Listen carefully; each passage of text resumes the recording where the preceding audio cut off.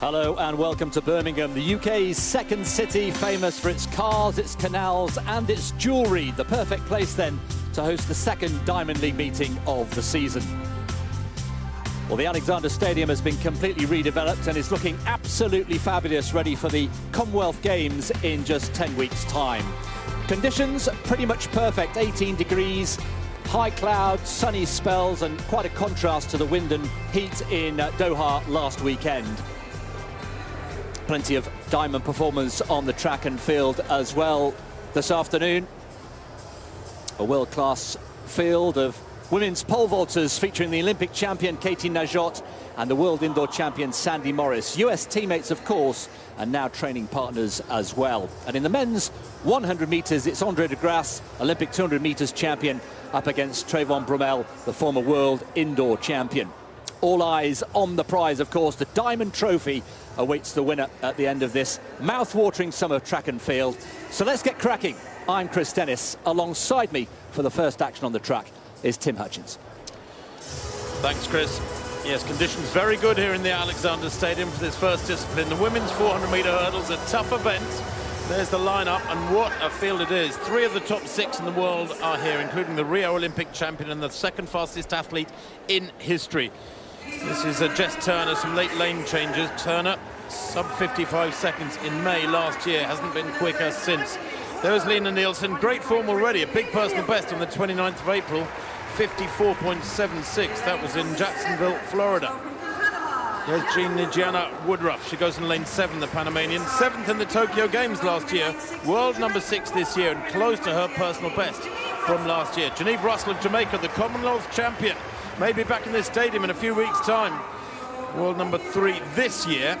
In 5, Anna Ryshkova, almost a nearly athlete. She was 5th in the Tokyo Olympic final. Fabulous sub 53 seconds in Stockholm last year. And then Dalila Muhammad, the Rio Olympic champion, the second fastest athlete in history for the USA. She goes in lane 4. 2nd in the Tokyo 400-metre hurdles, of course, last year to that fabulous world record of Sydney McLaughlin. Victoria Chakuk of Ukraine, big roar for her. 6th in Tokyo last year, set a personal best at the Diamond League final last September. There's Jessie Knight, she goes in lane 2. Great winter, semi-finalist at the World Indoors over 400 flat. And she's had a couple of low-key 400-metre hurdles races in the last 3 weeks, both in the 55.5 second range.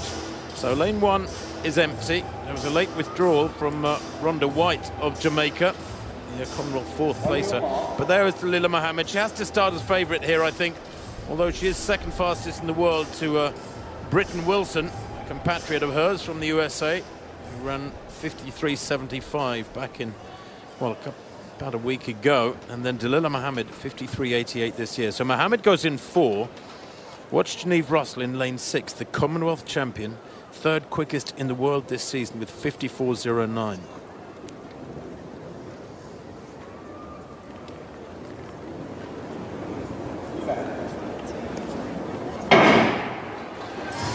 Well, Dalila Muhammad in 4 loves to start fast, and she has gone off quickly, already catching up on those white socks of Ryshkova in lane 5 outside her. Dalila Muhammad 3rd to right in the all-red strip, looking strong at the moment. Now, who rises first? They're halfway down the back straight. It is Muhammad by some way, although Geneve Russell in the yellow there. 4th from left at the moment, out in lane 6, moving really strongly at the halfway point. Muhammad has got her in her sights, though. The American continuing to pour it on there. Muhammad, remember, with a personal best of 51.5 from that Tokyo Olympic final last year, comes into the straight with a little lead here over Russell. Russell may be beginning to tie. Good running in lane 3, too, from the Ukrainian Chakuk. But it is still Muhammad who stays clear. Couple of metres clear with 50 to go. Driving harder for the final barrier and beginning to move away. A real dust up to the minor places.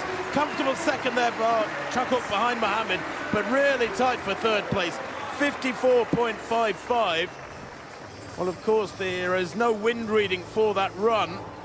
But in the 100s that we've had as a warm-up for the crowd over the last hour, there have been very marginal positive and negative wind readings down the home straight. So conditions are fairly neutral, I think pretty good. They would like it 2 or 3 degrees warmer, these athletes, but that's a really good solid run by Dalila Muhammad. A pretty comfortable win, 54.54. She wins by 4 or 5 meters from the Ukrainian Chakuk. And Ryshkova makes it third for Ukraine as well, and a season's best for her. That's pretty impressive from Dalilah Muhammad. You warm to the task as the races click through, and she will go much, much quicker in coming weeks, you can be sure of that. Well, Dalilah Muhammad, very, very impressive, particularly in the second third of the race, coming through to put pressure on Russell, and as they came off the bend, she grew in confidence, and going into the final barrier, just was able to stretch away. Really good. 32 years old now. Don't forget the former Olympic champion, Dalilah Muhammad. Rather eclipsed, of course, understandably, by Sydney McLaughlin at the Tokyo Olympics last year, but still a really superlative performer on her day, Dalilah Muhammad. And that will feel good in this busy, busy summer of track and field. So the athlete with an Olympic gold from Rio and Olympic silver from Tokyo in her bag picks up pretty much where she left off with another win. She's very consistent, you have to say that for Dalilah Muhammad. Amongst other things, she's a 50.6 runner on the flat. Actually, her 400-meter hurdles personal best is within a second of her 400 flat personal best. She won here back in 2016. And as the second quickest athlete of all time, she can come into this with enormous confidence, and there are chunks of time to be lopped off that winning effort, 54.54 over the next couple of months, leading through to those home world championships for Dalilah Muhammad and all other Americans who make that team. Haven't been able to say that before. What a championships we're going to enjoy in Eugene at the end of July. Wonderful crowd here in the new Alexander Stadium, and well, first glimpse of a busy afternoon in the field, one of 5 field events. Here is the women's discus, and fittingly, it's the reigning Olympic champion, Val Ullman, with her second round throw, looking to improve on 62.84. 27-year-old, the former ballet dancer, and you can see why, with brilliant balance in the circle, and she likes that. Smile on the face for the first time this afternoon for Val Ullman, who looks to have improved on that first round effort by around 5 meters, sailing out towards the 70-meter mark in almost perfect conditions in front of us here. Very little wind. Has already gone out over 70 meters so far this season. That was in San Diego. 67.85 for Ullman in the second round. That puts her into the early lead. Twice the Olympic champion, twice the world champion. World rank number 2 at the moment. With a medium white ribbon. Well, at the age of 31, the Rio Olympic champion Sandra Perkovic has had to hand over the mantle of world number 1 to Ullman, who set, of course, that US record back in early April, over 71 meters. Perkovic here opening with 64.85. Not quite the force she used to be when you think she's a 71-meter thrower at her absolute best. This is round 2.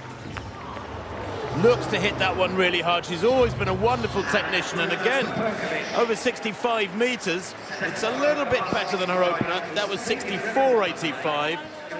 That one 65 and change. Remember, she's chasing Ullman 67.85. She's a couple of meters down on that, maybe a bit more. She is a perfectionist. She won't be happy with it. She's a multiple European champion. 64.85 in the opener, 65.28. Slight improvement for Perkovic. So Ullman and Perkovic making the early headlines here in this women's discus, not surprisingly. Now then, Lalaga Tasaga from the USA, the Pan-American junior champion, 23 years old. A couple of no throws to start with. Here's round 4, looking to get over 60 meters for the first time this afternoon. In some very combative trousers there. Now that looks better. That looks an improvement for Tasaga. 4th round throw.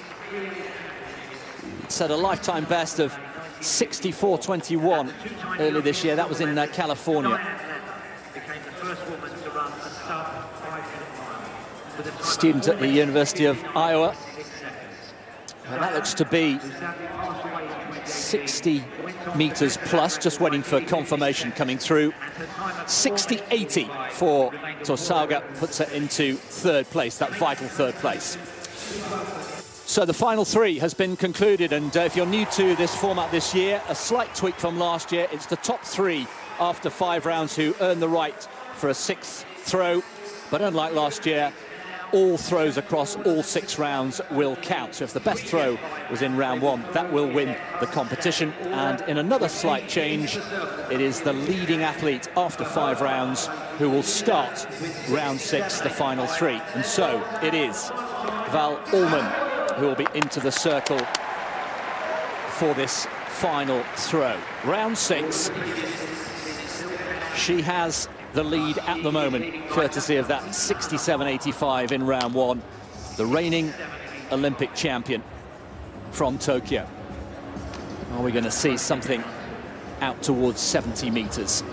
At the moment, she's got 1.5 meters on Sandra Perkovic, but she knows how dangerous the double Olympic champion is. Ullman then with her final throw. No. It's over 65, but it's no improvement. A slightly rueful smile. So she will now have to watch and wait and see if her 67.85 of round 2 is good enough. That won't be an improvement. We'll wait for the confirmation to come through. 65.23, her final throw. So her best is that second round throw of 67.85. That's the mark to beat. Ullman throwing well in not ideal conditions for the discus throwers. They like a headwind slightly from their right, the right-hand throwers, obviously slightly from the left, for the left-handed throwers. The wind gets under the discus and holds it up a little bit. But Perkovic, well, she's chasing an athlete here who said when she set that American record in San Diego back in early April, it was the longest throw in the world for over 30 years. And Ullman still leads with that 67.85. That's the target. 65.28 Perkovic in round 2. She's got to find about 2.5 meters. Looks to hit that one pretty hard. That little leap, does that suggest it's strong? And it does. It's very good. That is better. She might have found another 1.5 meters. I'm not sure she's found enough to catch Ullman. Looking for 67.85. I reckon. Ooh, no, I'm not going to even guess. No, I don't think it's good enough for the win. It's just shy of that superimposed gold line across the sector, but it is definitely an improvement. 67.26. It's a big improvement. She finds another couple of meters, but falls, well, just a few centimeters shy. 19 centimeters shy, or what am I saying? No, a little bit more than that. 59 centimeters shy of what was needed. Tosauga then with the final throw in this women's discus. Can she spring a surprise with the final throw? And the answer is no. A very low, flat trajectory with Tosauga's final throw. So we have our first results of the afternoon here in Birmingham, the second Wonder Diamond League. And it is victory for Valerie Ullman, the Olympic champion, with that second round throw.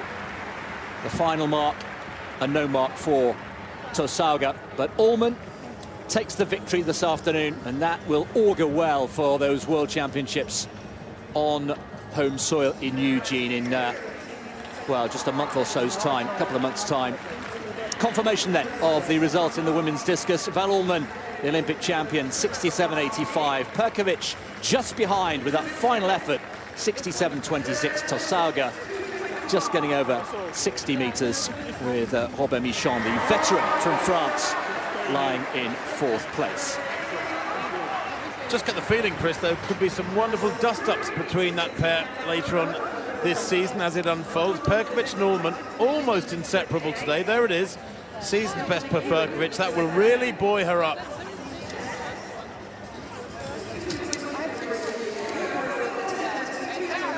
So excellent conditions here and an expectant crowd for our next action on the track, the first women's track event of the afternoon, and a very popular return of a couple of British Olympians here in Laura Muir and Gemma Reekie. It's the women's 1500 meters.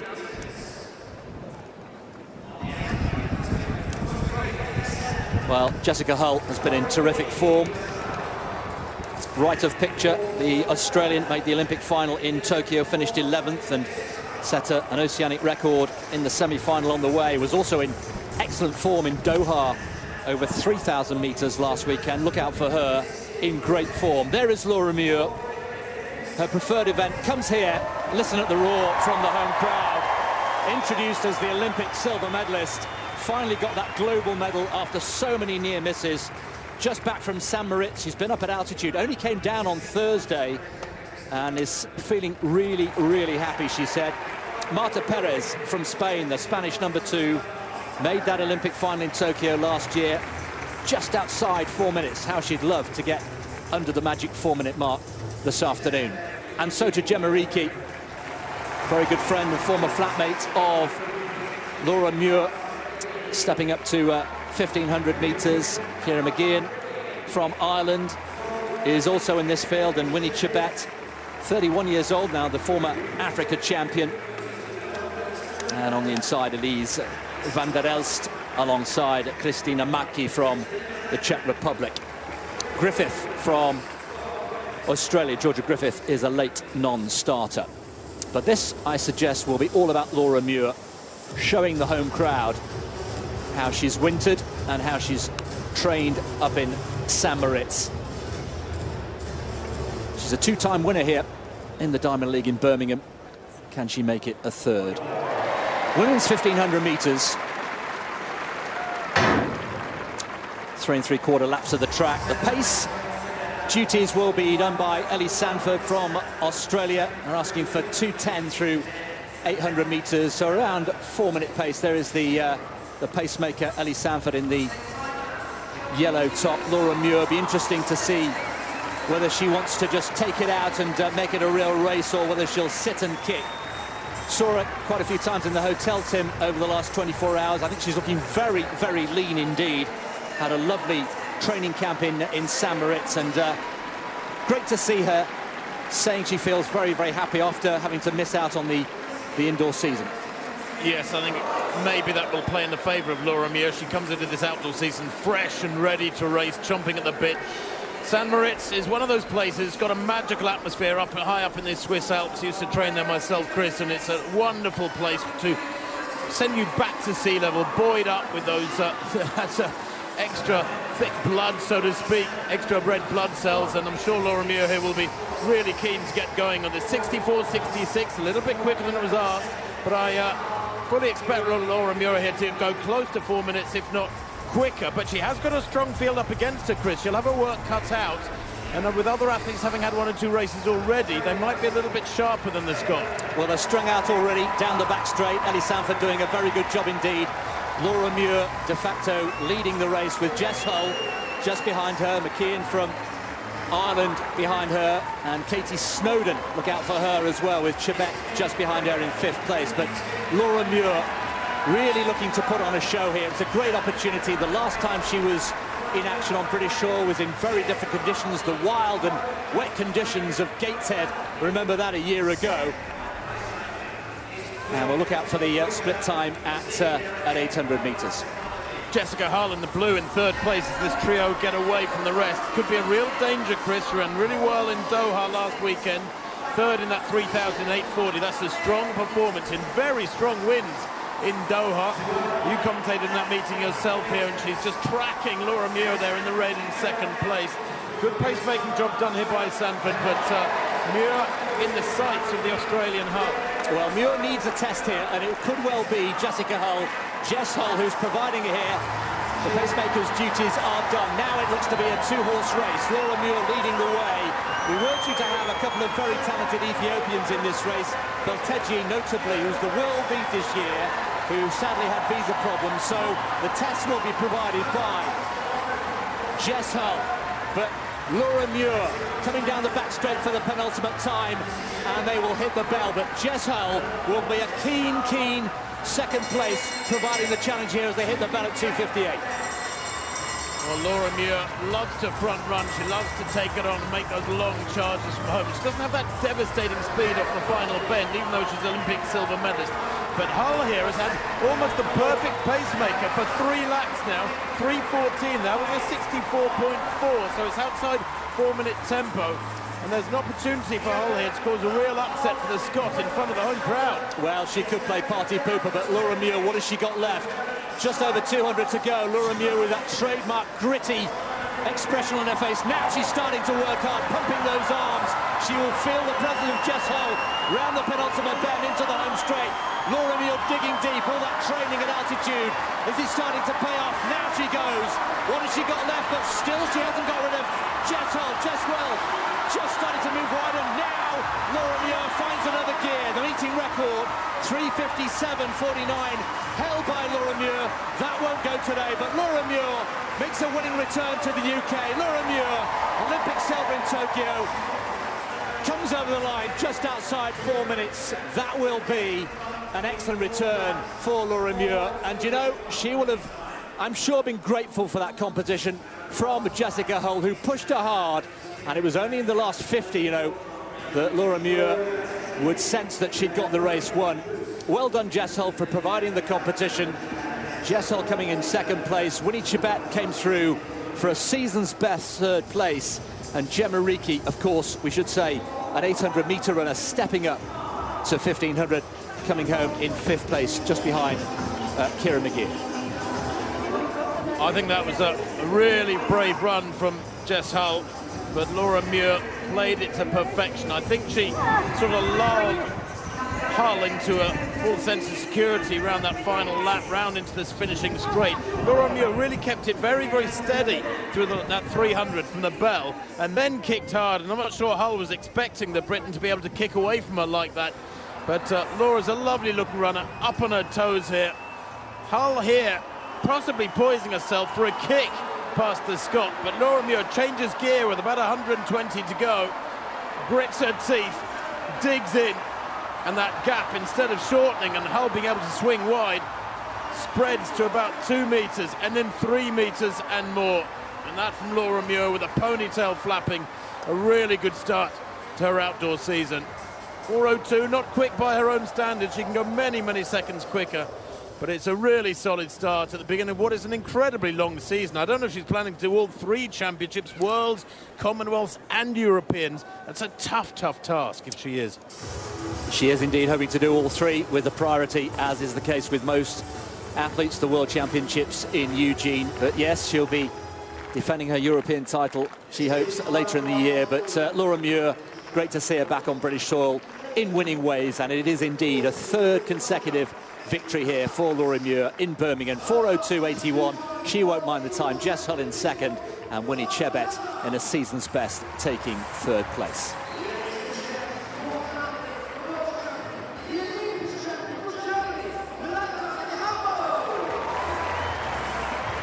Well, the crowd's enjoying the unfolding dramas here in Alexander Stadium. Good crowd, not a full stadium. They're enjoying this high jump too. Gianmarco Tamberi, joint Olympic champion from last year, the Italian. Oh, that's nice.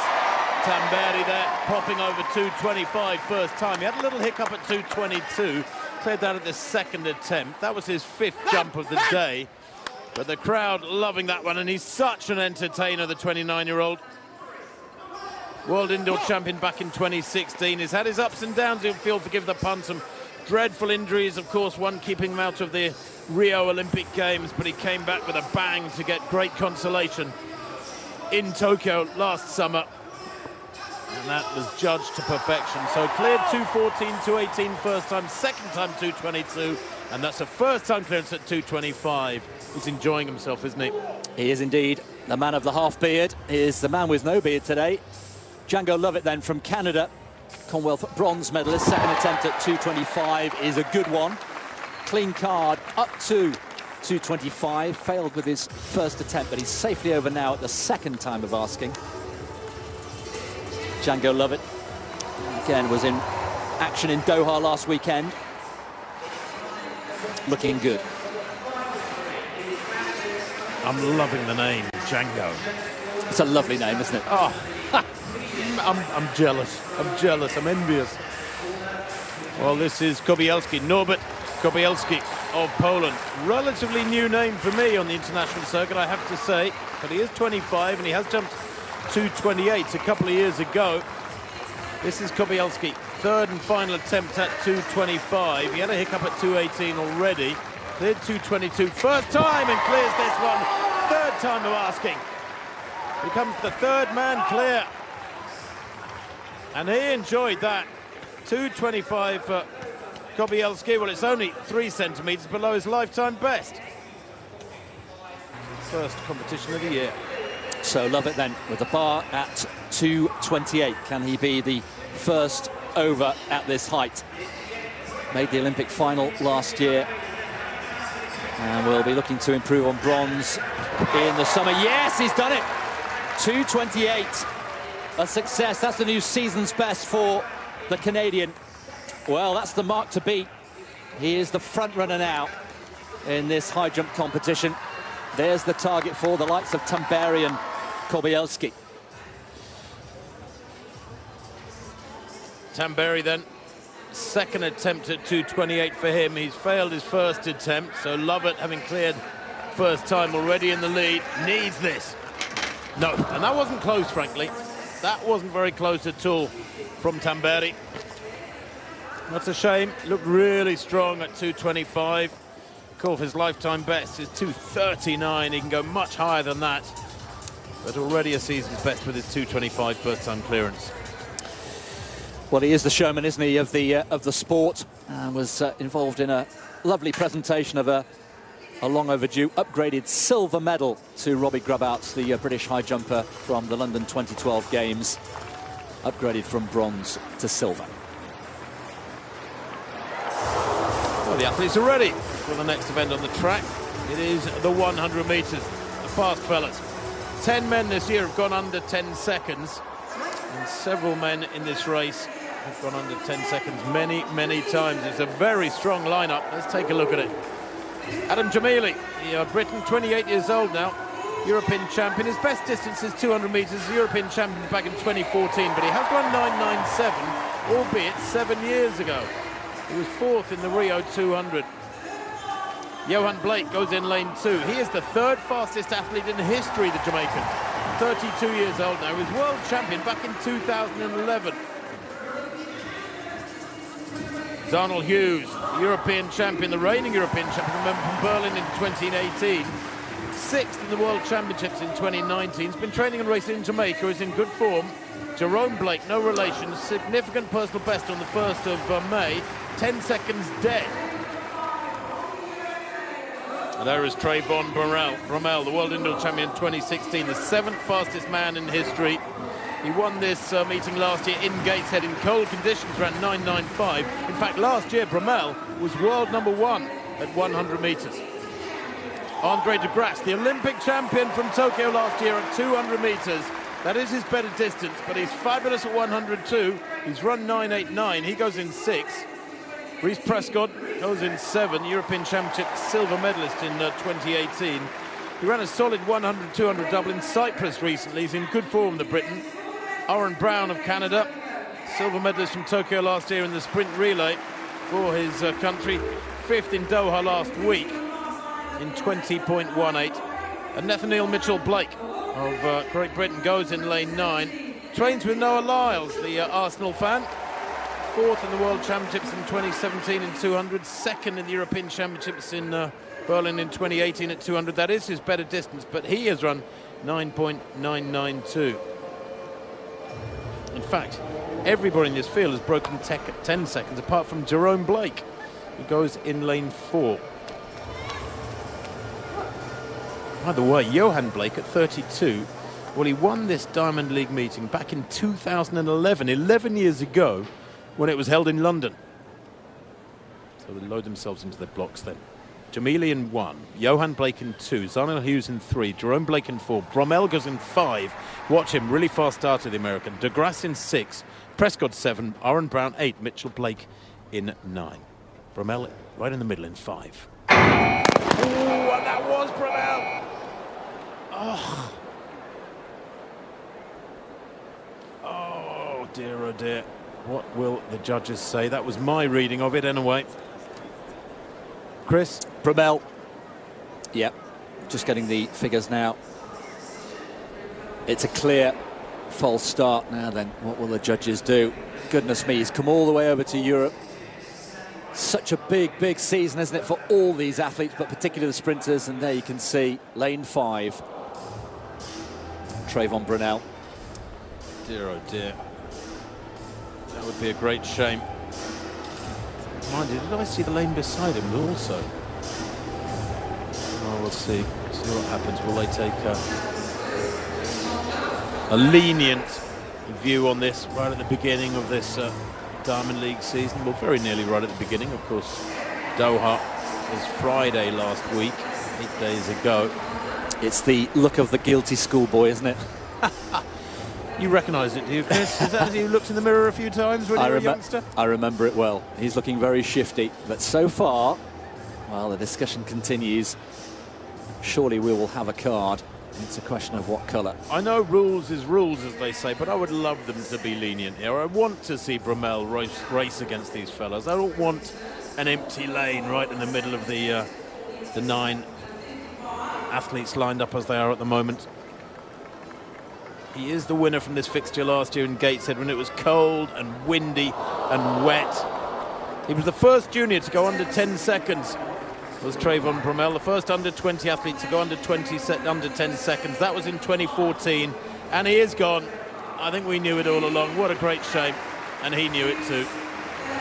Well, a rueful smile. There's nothing much more he can do. He knew, I'm sure, straight away. It's a real shame for the event. Such a talented sprinter. And so 9 become 8. It wasn't close, was it? That's the frustrating thing. He went very early. So they load themselves into their blocks, those coiled springs of legs, for the second time. Jamili in 1, Blake in 2, Johan Blake, Zarnell Hughes in 3, Jerome Blake in 4, Andre de Grasse there goes in 5, Reece Prescott 7, de Grasse in 6 rather, Prescott 7, Brown 8. And that, can you believe, was Zarnell Hughes, surely in lane 3.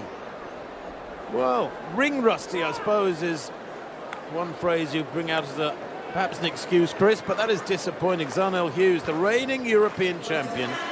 Boy, oh boy. So the world number 1 from last year, Trayvon Brumel, is gone. Zarnell Hughes, the reigning European champion, may well be gone too. Well, this is extraordinary.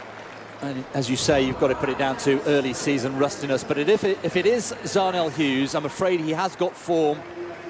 Regular viewers, I'm sure, will remember he was disqualified from the Olympic final in Tokyo. He was also disqualified last weekend in Puerto Rico. In fact, that makes it, by my count, Tim, now 4 DQs in his last 5 races, which is astonishing. That's a problem. Not that you're counting or anything. That is a problem. That is a real problem. Dear, oh dear. I suppose the only thing you can say is get them out of the way before we get into the real meat of the season. We're on the early shoulder of this long, hot summer coming at us. Let's hope it's hot. As World Championships begin in late July. The Commonwealth Games a week later in this stadium, and then a week's break, and then the Europeans in Munich. So we're down to 7. Jamili and Johan Blake in 1 and 2. Jerome Blake has empty lanes either side of him. He goes in 4. Well, good this time. Great start there from Aaron Brown. Second to left. Also good running in lane 2 by Johan Blake. And Johan Blake, the grand old man, comes through for this one, or does he? I think Aaron Brown might have stolen it at the last there. I think Aaron Brown might have taken that one. 10.13 eventually. Quite a lot of hold-ups. The race somewhat emasculated with the disqualifications of, first of all, Trayvon Brumel and then Zarnell Hughes, but that you can take nothing away from Aaron Brown. He can only beat those who line up against him. Johan Blake, I think, was expecting something rather special there. He was in the lead until about 5 metres out. Can you imagine winning Diamond League races 11 years apart? That, I'm sure, without checking, would be unique, and it was so nearly the case here in Birmingham. 10.13 to 10.18 for Johan Blake.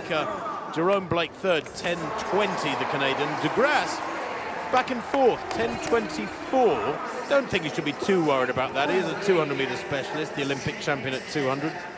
But yeah, just looking at the wind there as well, Chris, minus 0.2, pretty much still air. It was still air, but what a start it was from Johan Blake in lane 2, Jamili on his left. Rolling back the years, 11 years since he was world champion in Daegu, and at this stage you think Blake is there, but then Aaron Brown, as you said, came late in the last 10 metres or so to take it. Not particularly quick into that slight headwind, not a massive headwind. Slightly surprised that nobody went sub-10. There is Brown, working very hard indeed, his second race of the afternoon, so he was nicely warmed up from earlier on. Second left of picture as we look on from this head-on shot. Reece Prescott, good to see him back running again. Talked about his golden years back in 2018, but he really has a reminder there of how much more work he's got to do. The event has moved on. Well, very unpredictable, that 100 metres, not at all what we were expecting. Next event on the track, by the way. So more middle distance action. The men's 800, that promises to be a real beaut. But back to this high jump. Well, Tamberi, last chance saloon, third attempt at 2:28. We saw the other two, not to be for the Italian, but as we keep stressing, it's a long season ahead. And here is Lovett, third attempt at 2:31. No, not to beat, but he has the win. Django Lovett, 2:28, first time clearance, good enough to down this field. And watch out for this fella. Wouldn't we love him to do something more and more special as these next few weeks roll by. Commonwealth Games bronze medalist from 2018. His best 2:33 was set last year. Action coming thick and fast. Athletes out on the track for the next events, the men's 800 metres. Well, and this is a strong field as well. The race includes the World Indoor Champion, the Commonwealth Champion, and plenty of other World and Olympic medalists. It's going to be a real treat, this one. Plenty of British interest in this one too, but a really widespread international field, as you'll see when we go through these athletes. So on the outside, that is Jake Whiteman, European Championship bronze medalist over 1,500 metres. 3:29 man, of course, at 1,500. His dad is doing the stadium announcing with Catherine Merritt. He's alongside Eric Sawinski, who's due to go out in 50.5. There's Daniel Rowden, huge talent, fourth in Doha last week. Semi-finalist in the Olympic Games last year. He ended last season still running under 1:45 in Zagreb. There's Bryce Hoppel, fabulously consistent American World Indoor Championship bronze medalist a few weeks back in Belgrade. Peter Ball of Australia, fourth in Tokyo last year. Recently won the Australian Championships, the Sudanese-born Aussie. Lovely fellow is Ball, phenomenon in Australia. Clayton Murphy shared that lane with him, more of him in a minute. Patrick Dobeck, the Olympic bronze medalist, we've rocketed by him, goodness me. He was only the bronze medalist in Tokyo. Benjamin Robert of France, twice their champion in 4. Mario Garcia of Spain, the World Indoor Champion in lane 3. Marco Arop, Pan Am Games champion a couple of years back, was third in Doha last week. He's in good form. And Wycliffe Kinyamal, the Commonwealth champion from Kenya, has the inside line. Close to his 400-metre personal best recently in Nairobi. No 800 yet this year for Kinyamal, so watch him. But this is a field that is absolutely loaded when the director has to rocket by the reigning world indoor champion, Mariano Garcia of Spain, in 3. And athletes like Clayton Murphy, an Olympic bronze medalist in Rio in 2016, you know that the field is packed. But they get underway. Now, will they go for it here? Normally, in the middle distances, it takes a few races to get your season rolling. So I'd be surprised if we see a super fast time here. But these are good conditions for middle distance running. Eric Sawinski, the most experienced pacemaker on the circuit, has been asked to go out to 450.5. And they are going with him, actually, to their credit. Kinyamal, the Kenyan 24-year-old, in his wake at 250. And most of the field in reasonable contract. The big pole, Patrick Dobeck, is a 48-second 400-metre hurdler. He's in about 5th place on the inside there in the white and blue. Rowden nicely positioned back in about 4th place. But Sawinski here has done a really good job. Very experienced, likes to look after his field. He's done his job almost to perfection. And Kinyamal, who likes to front run, finds himself now in the lead. But Hoppel, who had a rather disappointing indoor season, looking for better things outdoors. Well, Hoppel's a 1:43 performer from a couple of years ago. He also has a very, very strong finisher, 4th in the World Championships in Doha, as Dobek tries to sneak through on the inside. There wasn't room there. Arop, big, powerful Canadian, born in Sudan, kicks hard there down the back straight, takes the lead with 200 to run, and is pouring it on here around the bend. Marco Arop, 7th in the World Championships 3 years back, 3rd in Doha last week in really windy, difficult conditions, has snatched 5 metres on this field, and they're never going to get back to him. He's destroyed them there over that last 200 metres. Whiteman coming down the outside using that 1,500-metre runner strength, trying to get through, and there's a really late charge there. Who's that coming through? Was that Benjamin Robert of France, I think, sneaking through? 1:45.43. It's about what I expected today, but Arop winning very comfortably indeed, and taking the field to the cleaners, frankly. He kicked in hard with about 220 to go and just destroyed them around that top bend. He must have taken 5 or 6 metres out of the entire field in the space of 120. Wins it by what, about 5 metres from Robert. It was indeed the Frenchman second. Daniel Rowden coming through for a season's best in 3rd place. Rowden, well, he was 4th in Doha last week, 3rd this week. I'm sure he'd like to maintain that progression. Well, just reward for Arop for really taking it on. It was a really bold move, decisive, and when he went big time. Kinyamal at this stage is leading the way, but left of picture, Arop thinks, right, here we go. And the handbrake came off with, what, 500 to go, and he was well away, 200 I should say, coming into the penultimate bend here, and he didn't look back. He looked really confident, backed himself. Kinyamal then starting to lose a little bit of his form. Hoppel at this stage still in contention. Look at Whiteman coming wide, and Rowden at this stage seemingly going backwards, but he recovered well. And then Benjamin Robert coming through very, very late indeed. And Robert just coming through to pip Rowden into second place. Actually, there's an error in the results card because Rowden was way back. He certainly wasn't 3rd there. He is 3rd to left at the moment. Rowden going backwards. It was Robert coming through. They're all 5 metres back, of course, from Robert comes through. I think Hoppel takes 3rd. Yeah, you're absolutely right. Why the results card in our computer is saying Rowden 3rd, I do not know, but that was a very impressive, comfortable win by Arop. He's a big lad, isn't he? Long, raking stride. And when he kicked in there, he was opening up a lot of ground with every stride. So let's first dip into the women's long jump. It's a world-class field here in Birmingham this weekend, and well, let's start with the reigning world, Olympic and European champion, Malaika Mihambo from Germany. Well, that's a pretty good opening start, isn't it? She has been in absolutely fine form. She has dominated this event in the last couple of years or so.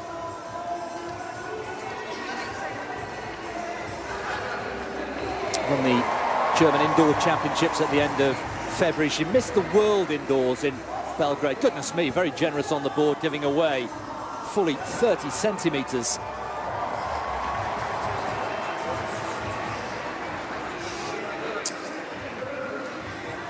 And that is Mihambo's opening effort.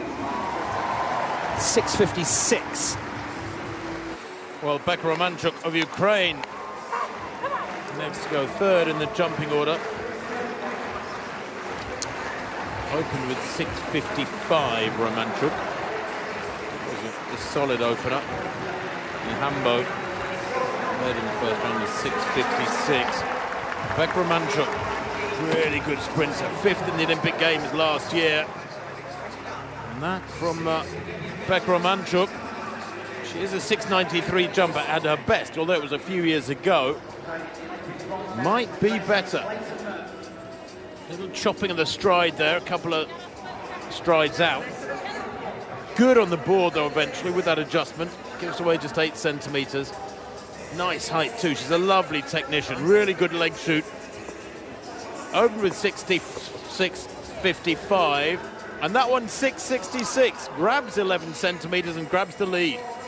And so to Jazz Sawyers, the multi-talented singer, musician, songwriter, and pretty good long jumper as well, based in the United States. Here's her second round jump, lying in 3rd place at the moment with 6:56, the early target. Such a bubbly, effervescent presence around the hotel. She's been chatting away to just about everybody who wants to stop and have a word. She's a very, very popular athlete in the British team. And there she goes, and that's a brilliant second round jump there for Jazz Sawyers. That looks to be challenging Mihambo. 6:56, remember, with the opening effort from the German. And, well, Jazz Sawyers looks pretty pleased with that. Good leg shoot there. Very good indeed. Chris, good to see Jasmine jumping so well. Looks really quick on the runway, chatting to her coach there. And I think there's more to come from Jasmine. She looked really strong. That green light is being used, by the way, as it was through the indoor season, to indicate a good jump. And so to the women's sprinters, and an event in the women's 100 metres with many people questioning, will we see a new world record this summer? 34 years since Flojo ran 10:49 in Indianapolis. Will it go this year? Lane 1 from the USA, Destiny Smith-Barnett, with PBs in her last 2 races. Next to her, double national collegiate champion, 100 and 200, Cambrea Sturgis, also USA. Daryl Nita, what a 2021 she had. Reached the Olympic final, ran 10:96 in the heats. The podium finish, she says, is not too far away. Daryl Nita in lane 3. Gabby Thomas, well, the rising star of women's sprinting. Olympic bronze in the 200 metres in Tokyo last year. She's already won once this afternoon, 11:27, the Harvard graduate. Now, what a return. The most popular, arguably, British athlete here this afternoon, Dina Asher-Smith, world champion in 200 metres, the British record holder, returning from that injury last year. She's in 5. Sharika Jackson in 6, Olympic 100 metres bronze medalist in Tokyo. Mikia Briscoe goes in 7, took world indoor silver in Belgrade in a personal best. Ayla Del Ponte, such a quality field here, European indoor champion over 60 metres, the Swiss record holder in 8, and Antonique Strawn from the Bahamas. Junior titles at 100 and 200 10 years ago in lane 9. But this Dina Asher-Smith in lane 5, flanked by not 1 but 2 Olympic bronze medalists in Gabby Thomas to her left and Sharika Jackson to her right. World champion in 2019, Asher-Smith. She says she's a stronger and technically much better athlete now than in 2019, but stressed in the press conference, it is only May. She needs to be race sharp. She needs races, and this is her first 100 metres of this new season. Smith-Barnett in 1, Sturgis 2, Nita 3, Thomas USA in 4, Asher-Smith in 5, Jackson 6, Briscoe 7, Del Ponte 8, Strawn Bahamas in lane 9. Women's 100 metres.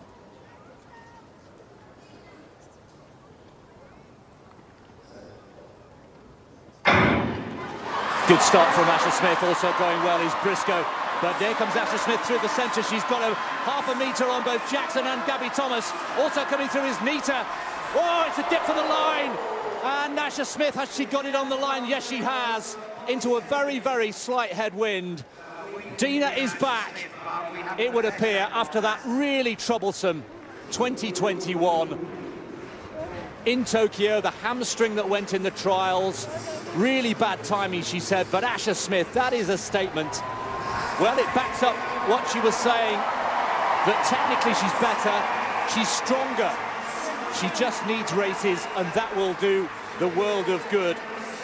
Her opening time last year, opening race, 11:45, 10:94 in 2019. That is a very, very healthy, competitive opening race of the season for Dina Asher-Smith.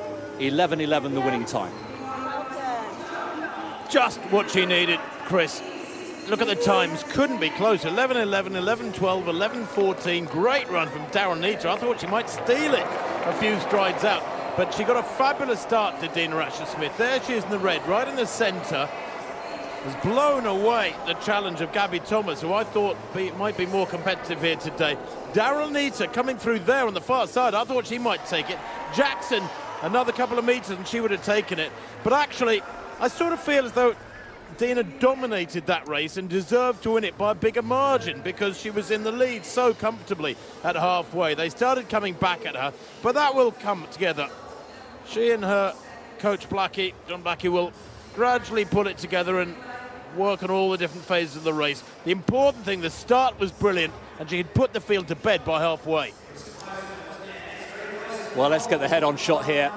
Dina Asher-Smith has been working on so many different elements. She said, I won't go into detail, but I have just dismantled the whole race, section by section, and I've gone through, and we're looking at marginal gains at each stage of the race, and I feel as though I've really improved over the last couple of years, and that race backs it up. Gabby Thomas, I agree with you, Tim. I expected more from her, 200-metre specialist, of course. Jackson was coming back strongly towards the end. These three were in action against each other in Doha last weekend in 200 metres. And, well, the order was reversed because Asher-Smith was third last week and has reversed that to win in the 100 metres here today. That will feel very good indeed. Strange, isn't it? I mean, Gabby Thomas looked so impressive in Doha last week with that 21.98 clocking. There she is back, well, battling to avoid last place in the 100 here. Actually, eventually finishes up in 5th place, but it was very tight for those minor places. As you say, she's a 200-metre specialist, and that is what you train for. And there is a big difference from the supreme speedsters to the sort of endurance sprinters, so to speak. We can go over to the pole vault now. Here is Katie Najot, Chris, who is, well, was Olympic champion last year.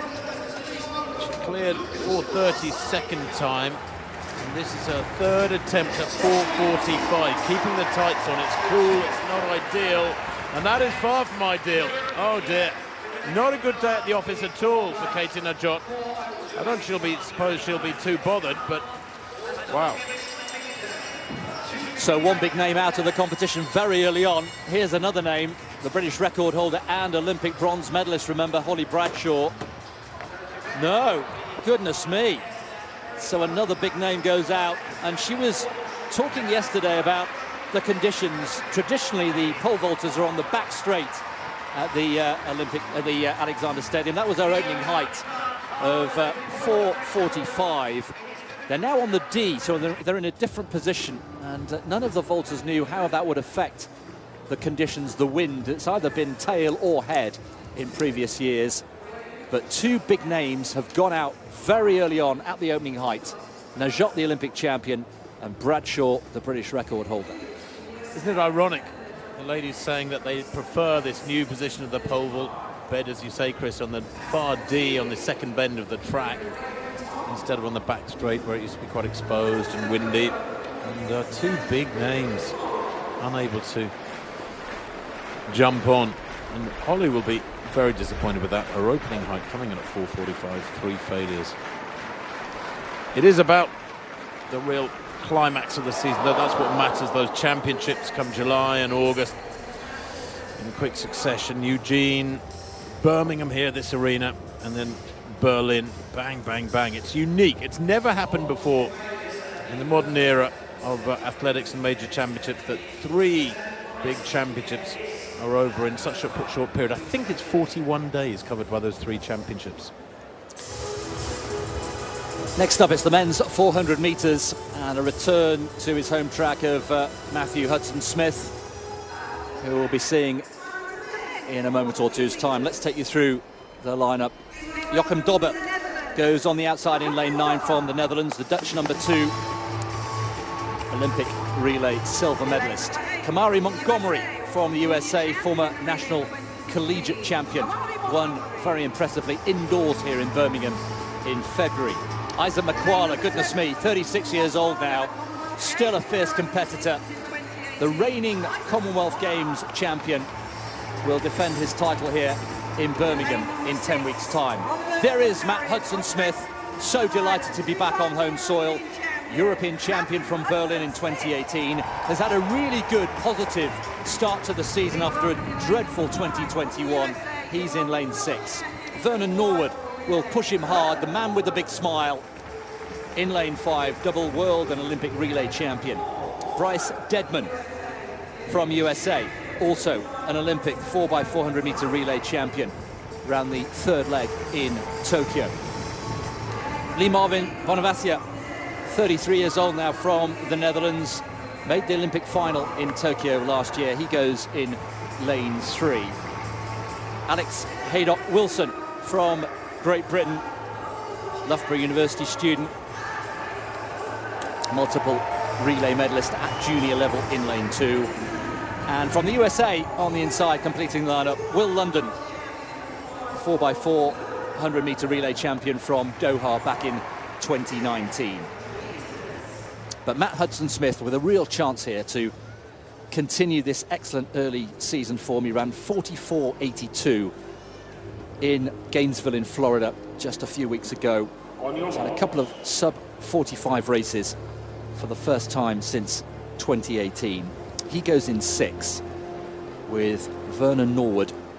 There he is from the USA, age 30 now. Norwood on his inside in lane 5. Makwala in lane 7.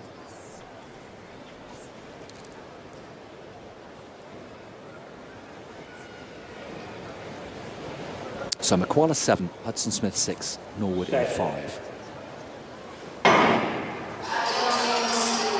Well, he loves this track, does Matthew Hudson-Smith, and he's made a really good start in the first 100 meters, already eating up into the ground of Isaac Makwala, the great 36-year-old, on his right as we look. But Matt Hudson-Smith, again, looking very relaxed in the hotel over the last couple of days. Montgomery as well has gone off very hard in lane 8. And as the bend unfolds, we'll see the true picture here. Also going well is Norwood, coming up onto the shoulder. And Hudson-Smith will feel the presence of Norwood, the 30-year-old. The man with a big smile is stretching away. But what has Hudson-Smith got for this? He's coming back at him. It's a really good response from Hudson-Smith on his home track. This will be some victory for Matt Hudson-Smith. He's got it again. Brilliant performance. What a way to return. 45.30-32.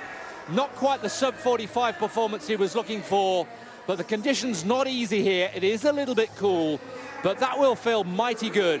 Hudson-Smith, goodness me, has battled with injury and illness over the last couple of years, and it is so good to see Matt Hudson-Smith winning again in his own backyard. The Birchfield Harrier knows this stadium so well, although not in its current form, of course.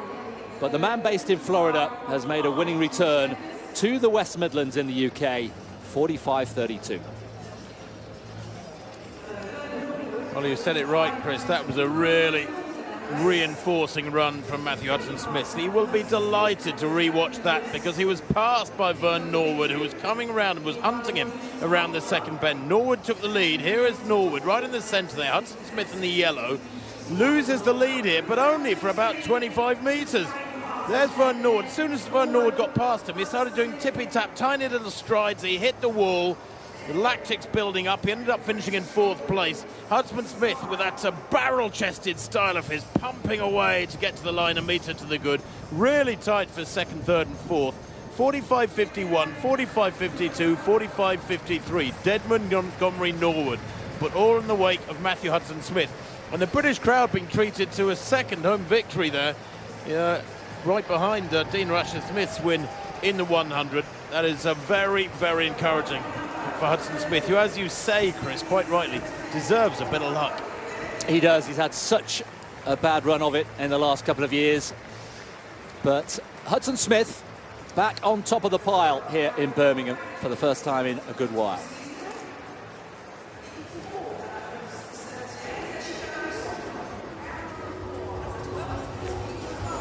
So back to the long jump competition, and here is the reigning world indoor champion, Ivana Vuleta, formerly Ivana Spanovic, who took gold in Belgrade just a couple of months ago. Again, it's such a high-quality field here in Birmingham this weekend. Mihambo, the Olympic champion, is here. Jazz Sawyers, we saw, take an early lead with that 6.60. Giving away 11 centimetres to the board. So Vuleta. 6.54. That puts her up into 4th place behind Mihambo. Well, the gaps are very small. Mihambo opened with 6:56.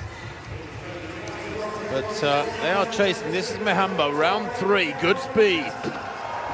Oh, she's a lovely looking jumper, the German. Really tall and rangy. She's the Olympic champion from last year, of course. She's the reigning world long jump champion as well. And that is much better from Mihambo. Gets the green light. Beautiful looking jumper. Coming into this outdoor season relatively fresh without those indoor championships in her mind. Gives away a bit of ground on the board. Good height though. And she's a lovely technician. And that one brings her down. And there's an improvement. There's no doubt about it. 6:56 in the first round. That is 6:78. And she moves into a more comfortable lead. Pek Romanchuk 6:66 in second at the moment. So Mihambo leading the way in the women's long jump. Women's pole vault still very much underway, but athletes out on the track for the next action. It's the women's 5,000 metres. Yes, 12.5 laps of the track. So far, only one woman in the world this year has broken 15 minutes on the track. Ironically, it's been achieved by quite a few women on the roads with the new generation of road running shoes. Times have been inflated somewhat, and 15 minutes is broken pretty regularly on the roads. Well, there on the outside, the pacemaker Sarah Billings. She's been asked to go out in about 70 to 71 per lap to reach 1,256 and so on. There is Werku, Fantu Werku, 23-year-old, 6th in the World Championships back in 2019. She was only 8th in Doha last week, but she's a 14:26 performer. Anything under 15 minutes is strong. Anything under 14:30 is incredible. Davies.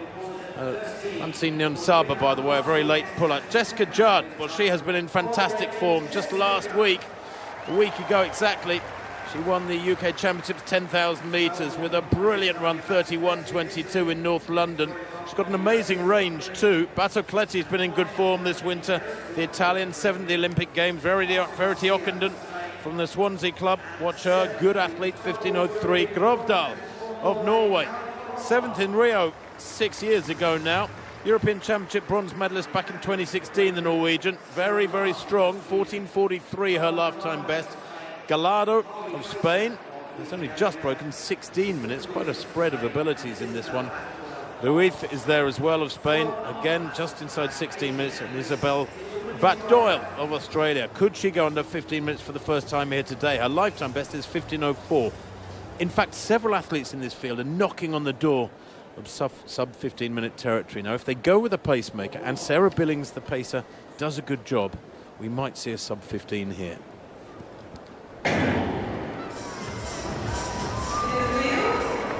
Well, quite a big field, some 19 athletes, actually 18 now that Francine Nyonsaba of Burundi didn't make it. She had, unfortunately, visa problems, we understand. Indeed, speaking to Spencer Barden, the meeting director on the bus coming over here from the city centre a few hours ago, he said that they've had a nightmare with the visas for Ethiopian and Kenyan athletes in particular. It's such a strange one. It rumbles on year after year for the top athletes from East Africa. They have visa problems. It's incredibly frustrating. And Nyonsaba, who was a great winner of the 3,000 last week in Doha, again having visa problems with getting into the UK. It seems ridiculous in 2022. But this field, well, they are going with a pacer. I think that is Fantu Werku, who's slotted into second place behind the pacemaker. And they're moving nicely. And you can tell that, Chris, because they're strung out already. Indian file, aren't they, all the while, already in this race. Fantu, fine-looking runner. Really nice, just nice and relaxed. And Jessica Judd, third from right of picture. Very tall, upright, instantly recognisable. And as you rightly say, comes into this race here with that excellent victory in the 10,000 metres and qualification for the World Championships in Eugene already secured in the back pocket. In fact, funnily enough, I'm just looking at Fantu Werku there in second place. She's got 16 on her shorts. She should be 17. So, but I think because Francine Nyonsaba has dropped out, she's been given the wrong number for her shorts. But anyway, Billings doing a good job. He needs to be lapping in around 70 seconds. They need to come through here in what, about 105 seconds, and they're a long way outside that.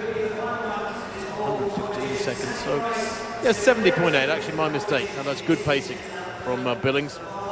Very good pacing indeed. Face up in 4th place, Gallardo in 5th. Battocletti, who had a really good winter, very impressed with her, the Italian. Probably hasn't received the attention she deserves. European Under-23 champion last year, was 7th in Tokyo over 5,000 and ran a really good 5K on the roads 3 weeks ago in Germany.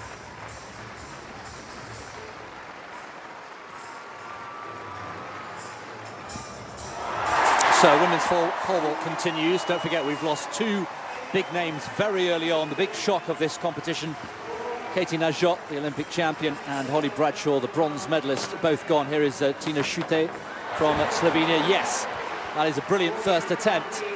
Stay safely over at 4:65.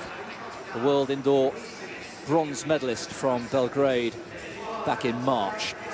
Stefanidi, well, no introduction required.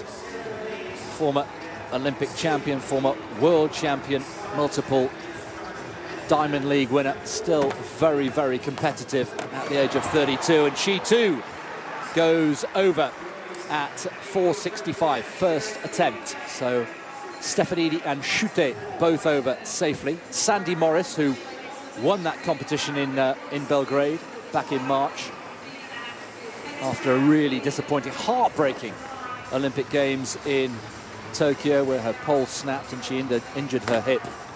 Can she get back to better times here? Yes, she can. Had a quick chat with her in the hotel yesterday, feeling very confident.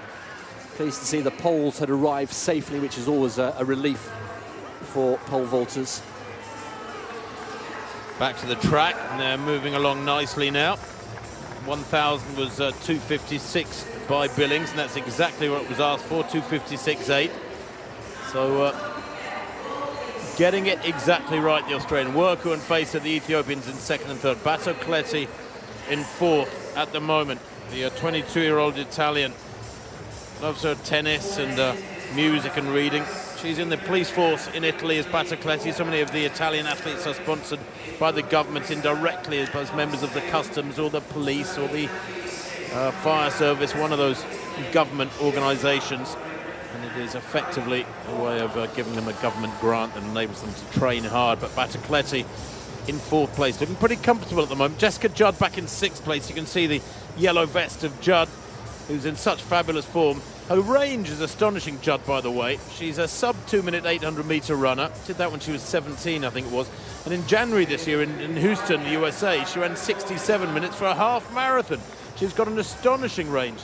As Jessica Judd back in 5th place at the moment as the pacemaker has dropped out. She's done a good job, Billings. She's doing a really good job, the 24-year-old. So it's Worku Fantu who will take it up, the 23-year-old. One of the few Ethiopian athletes, as we mentioned, who has made it over to Birmingham this weekend. Quite a few of the athletes, Tim, did actually get their visas, but not in time to fly. That must have been extra frustrating.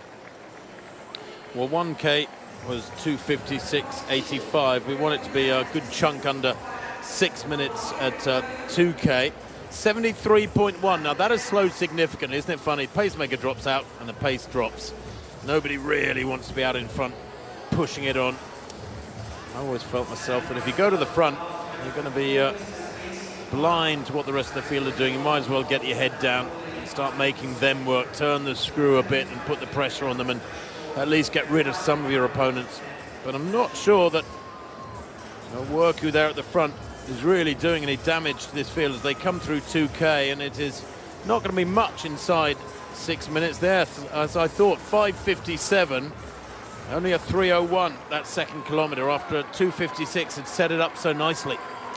Well, you can see this though, because they've now started bunching back together again. They were strung out like a string of pearls, weren't they, for the first kilometre or so, and now they're back pretty much bunched in with the Ethiopians, Worku and Facer, and Seum as well. 3 of the top 4 Ethiopians taking control of this race. Well, Jessica Judd with that hard 10,000 in her legs, maybe feeling it from last week. Right behind her is Grovdal of Norway in 5th place. Gaps beginning to appear behind this top 8, something like that, maybe 10 in this leading group, but they are still in pretty much in single file as Facer now continues to push the pace along at the front. She was 8th in the World Championships in 2019, the 23-year-old. She ran a pretty quick 10,000, was 2nd in the Ethiopian Championships in Hawassa at altitude recently, 31:48. So if you're running under 32 minutes at altitude, you know you're in very, very good shape indeed.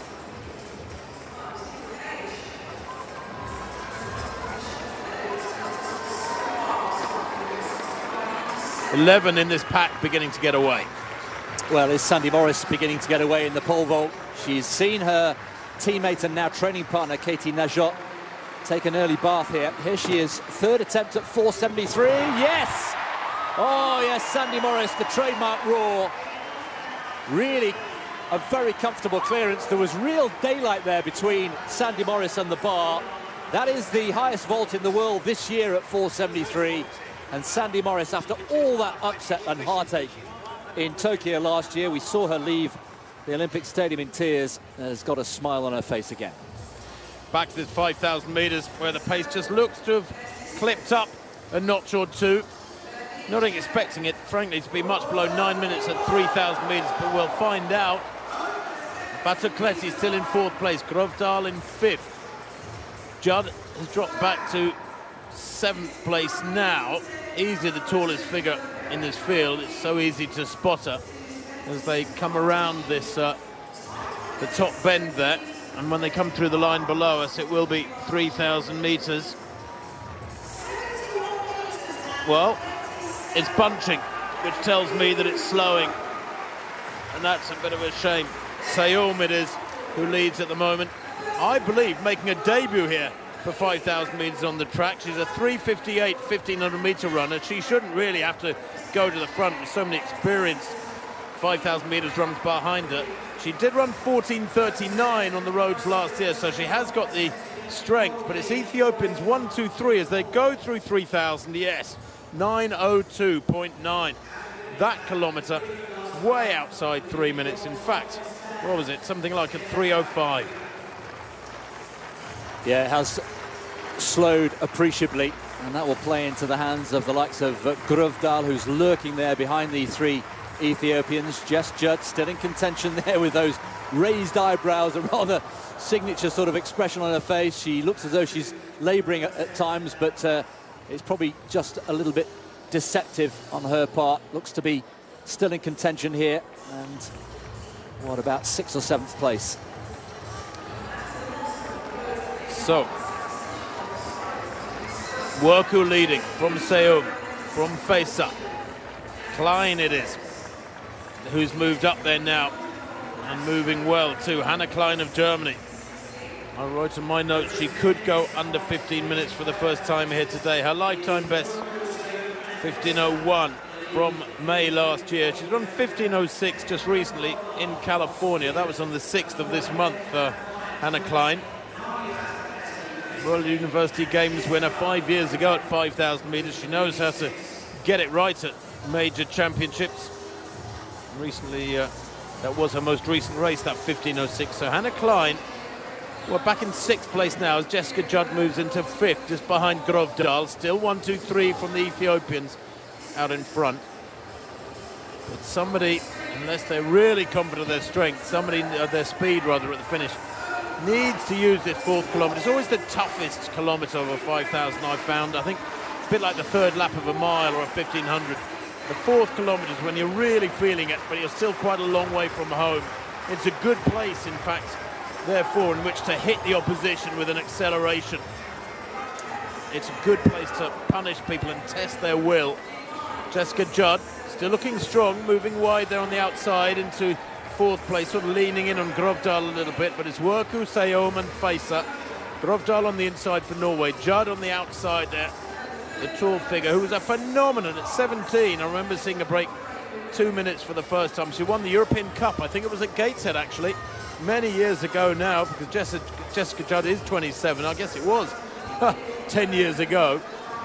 And yet she's now an accomplished 10,000 metre runner and half marathon runner. Worku, Sayoum, Faisa, Grovdal, Judd and Klein, and these 6 are away. Big gap developing behind them. But Jessica Judd has the pace. She has that turn of pace that could enable her to cause a bit of an upset here. Funnily enough, she doesn't have a really fast 1500 to her name, Jessica Judd. I always feel as though her best of just inside 4:04 is she's a couple of seconds better than that, Jessica Judd. But these 6 away, and you can almost throw a blanket over them. I don't think the pace that Worku is laying down here is really testing them. 4K 12:02, by the way. So that was just inside 3 minutes, that 4th kilometre. So they have quickened into the last kilometre then. 3 Ethiopians in this leading group of 6. Jessica Judd, from a British perspective, still very much in there, along with Grovdal and Klein. You just feel increasingly that the Ethiopians can just increase an injection of pace almost at any stage of this race, and maybe they'll start to whittle this group of 6 down to 5 and then 4 and so on. I think we are going to see a sub-15-minute clocking, 12:37 there or thereabouts with 2 laps to go. A couple of 70s would see them well under 15 minutes rather. And they're bunching again as they head down the back straight here, and it is still Vantu Worku who continues to lead from Seum, from Faisa. Grovdal now beginning to move up alongside the Ethiopians. Klein back in 5th place. Jessica Judd just watching proceedings from the back of the group. They come into the straight for the penultimate time. Is that 10,000 still very much on the legs of Jessica Judd, who looks like she's working hard there and might be just beginning to lose contact with the group as Worku continues down the home straight, and the bell this time. Worku from Seong, Grovdal in 3rd, 13:47 at the bell. Well, Worku leading the way, hugging that inside track. Seum, her compatriot, may have to go wide. Judd looks as though she's been dropped, and Grovdal is the 4th placed athlete trying to keep pace with the 3 Ethiopians who've stolen a march here. Klein also trying to hang on to the coattails of Grovdal, and now Seum hits the front. Seum with 200 to go then. Big acceleration there. Worku goes with her. Facer as well in 3rd place. Grovdal struggling to cope with this. Klein, in fact, back in 5th place. May pass the Norwegians. They come into the home straight. But it is Seum who leads. A little glance over her shoulder there. She would see exactly what she wanted to see. This acceleration over the last couple of hundred has created a big gap behind her. The Ethiopian, Dawit Seum, in a 5,000 track debut, storms to victory. It's a 10-metre win, and it's a very, very good time too. 14:47 for Dawit Seum. I got the last lap therefore at about 60 seconds. That's the fastest time in the world this year by a couple of seconds and more. Absolutely brilliant. What a debut. 25 years old, she's left it pretty late. She ran 3:58 for 1500 back in 2016. Well, that is special. It's not as quick as a road 5K best, incidentally. 14:39 last year, but 14:47, Facer and Worku 2nd and 3rd. So a 1-2-3 for the Ethiopians. Grovdal, a really strong 4th there from the Norwegian, 14:51. That'll be one of her quickest times ever. And Klein of Germany. Well, Hannah Klein, 14:51, runs a personal best by over 10 seconds. Superb from her, and Jessica Judd, with that 10,000 in her legs, I think can be very pleased with that 6th place, and a personal best for her as well, Jessica Judd, under 15 minutes for the first time. She continues to go from strength to strength, does the Briton. Well, Seum, when she made the move with, 250 to go, it was decisive. Had a little glance around there looking for Faisa and didn't see anybody, and then just got the foot down on the accelerator and moved away. What's next? Little glance left, little glance right, and into the home straight was just extending her lead, and in the end it was in excess of 10 metres.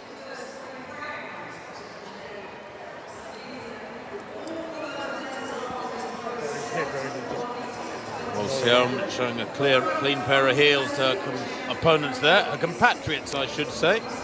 We can go back to the women's long jump now. Lorraine Ugan in round 3. She opened with a couple of fairly modest efforts. 6:43 and then 6:36. Oh, that's better. That's much better from Ugin. Twice World Indoor Championship bronze medalist, including from last March in Belgrade. And Ugin, who's a 7-meter jumper at her best, in fact did that here in Birmingham back in 2018, going up to 6:65. So then, how will Mihambo respond? She is the meeting record holder here. She's also the Olympic and world champion. Oh my goodness, that is absolutely huge. Mihambo has struck here in round 4. That is the first jump of the afternoon, over 7 meters, and it is comfortably so. Subject to confirmation, it could be a new meeting record. It is a new meeting record. She's bettered her own mark. 7:02 becomes 7:09, and she is very much the one to beat. Round 4 leading the way. It's the longest jump in the world this year, and there are our final 3. Mihambo, the Olympic champion, leading the way. Beck Romanchuk, who's always there or thereabouts from Ukraine, and Lorraine Ugin, the bronze medalist, has snuck into the final 3. So those 3 have earned the right to a 6th jump, a jump off if you like, but the marks of the first 5 rounds will count in the final result. So at the moment it's Mihambo with that 7:09 who is leading the competition. One more jump to come for each of them, and they will jump in order of the standings after 5 rounds. So Mihambo, as the leader, will be first to jump. Live pictures here, the final 3 of the women's long jump. Plenty more track action to come. Excellent crowd. Over 12,000 people in the Birmingham sunshine this afternoon, looking at world-class athletics, and in particular this world-class women's long jump field.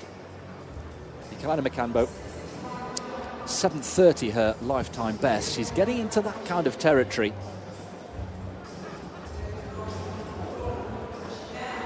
That's 7:30 achieved at the World Championships in Doha back in 2019. German mother, father hails from Zanzibar, and she has dominated women's long jumping in the last 2 or 3 years. Who can forget that drama in Tokyo, jumping 7 meters exactly with her final effort. Such a close final. A big stage performer, has the crowd behind her. The sun comes out. Could that be a lucky omen? 7:09, she leads. Final jump. Oh, is that further? Goodness me. Well, she really is on a roll here. Technically so good. Surely now, that is going to take some beating. The wind almost still, almost no wind at all. 7:06, it's just shy of that round 4 jump of 7:09, but what fabulous consistency for Malaika Mihambo. 7:09 round 4, 7:06 in round 6. So it's the 7:09 that remains the mark to beat. And it's Beck Romanchuk who will be next to jump.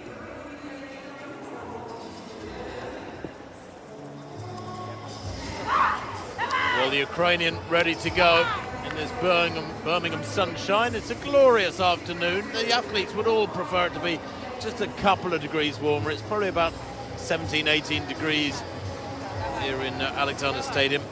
Beck Romanchuk, well, she opened with a couple of solid efforts, 6:55, then 6:66. That remains her best, but look at her 3rd, 4th and 5th rounds. No jumps, she's stretching for it. She cannot get it right. Can she do it here? It's a tall order. Her lifetime best, 6:93. She's never broken 7 meters. Lovely speed, good rangy sprinter. And that again looked like a no jump to me. Oh, frustrating for Beck Romanchuk, and she does get the red light. It is another no jump, her 4th consecutive invalid effort, and it's so frustrating. Look at that, a centimetre or so into the plasticine. But Beck Romanchuk, at the moment in 2nd place, could be passed by Ugin, who goes next. So one final jump to come to conclude this women's long jump competition. Lorraine Hugen on the runway, lying in third place. Birmingham has been kind to her in previous years. She set her lifetime best here in 2018. The crowd know her well. She's been based in the States for many, many years now. Back from a dreadful hamstring injury last year that left her takeoff leg, she said, looking and feeling like a twig. All the muscle was wasted away. But here she is back and performing well, but not well enough to wrest control from Mihambo. So she will finish in third place as she was at the start of this final round. But, well, she's becoming a specialist in third places, isn't she?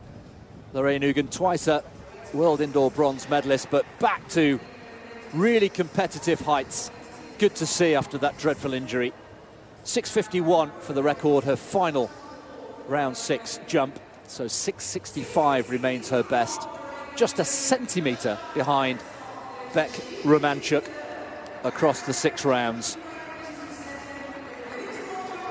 So there we are. We have our top 3.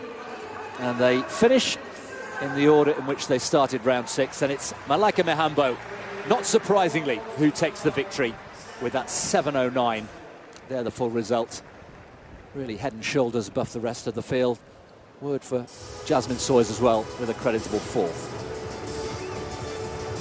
So the men's 1500 metres is next. 3 3/4 laps of the track, or the metric mile as they call it. For many years this considered the blue ribbon event, and I suppose it still is if you're a middle distance lover. But it's a big field, I think almost too big. 17 athletes out there. Eric Sawinski, if he looks familiar, that's because he paced the 800 metres earlier. Grethon of Luxembourg's out there, 3:32 performer. Stewie McSwain, 7th at the Olympic Games last year, but only 11th last week. Michal of Spain, he's a very strong runner too. Good at 1500, good at 10,000. Abel Kipsang, World Indoor Championship bronze medalist from last March. He's in good form. He won in Doha last week in 3:35 in very windy conditions.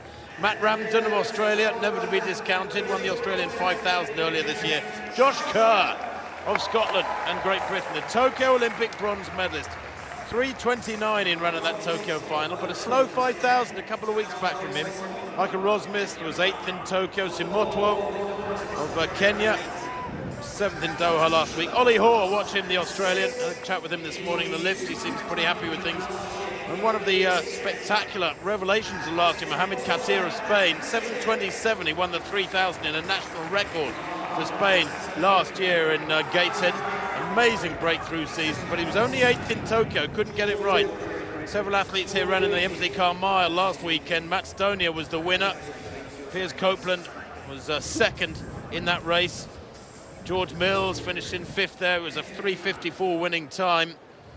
Copeland ran 3:54 as well. George Mills 3:55. Many athletes here in really good form. George Beamish, nearest the camera, not to be discounted. Good Kiwi. Great indoor season from him. So, Eric Sawinski's been asked to go out in 1:53, and that would be 2:20 to 2:21 at 1 kilometre. I think that might be a little bit optimistic at this stage of the season, but we shall see. Oh, and there's been a faller. Who's gone down? I'll tell you what, I think it's Stewie McSwain has gone down. Yes, it is. That's really rotten. Inside the first 100 metres. No, it's Piers Copeland. Oh dear, oh dear. And he's limping. Let's hope he's okay. You can see that shoe has been ripped off. It's Stewie McSwain in 2nd place. I thought it was his yellow vest from last year, but it's Piers Copeland who's gone down. What a shame for the Cardiff Met University fella of 23. Well, Stewie McSwain in 2nd place has gone with the pace of Eric Sawinski. He does live like a quick tempo, and they come round to 400 metres, and these 4 getting away a little bit. 4 or 5 of them getting away. 56.3, good pace-making from Sawinski. Not surprisingly, he's one of the best in the business. Stewie McSwain, who started well, as he always does, likes to front run, but faded badly last weekend in Doha, finished 11th in the end, and has been suffering from long COVID, so a big question mark on him. Josh Kerr, some way back in the yellow vest, expecting big things, and of course a big crowd, a big home crowd for the Olympic medalist. Well, the Australians come into the early weeks of the European season with an advantage because they've got their summer of racing behind them, and if they measure it right and don't over-race, then they can come in very good form. No coincidence, therefore, that you've got Stewie McSwain and Matt Ramsden in second and third. Also looking strong. Abel Kipsang is up there too, but Sawinski way back. Now, did I just hear the bell being rung? Was that a bell being run a lap early? It was, incorrectly so. What on earth? Dear, oh dear. 1 lap early. Who's on the bell? We won't mention any names. 1:54 at 800 metres. Just outside the required pace. Sawinski doing an excellent job. Ollie Hoare is in there. Look out for Kipsang. He's rather special. The diminutive figure just behind Ramsden. Well, Sawinski getting away. Ramsden in second place. He's almost a little bit isolated himself. Kipsang there in third. Then Ollie Hoare. Then Simotwo.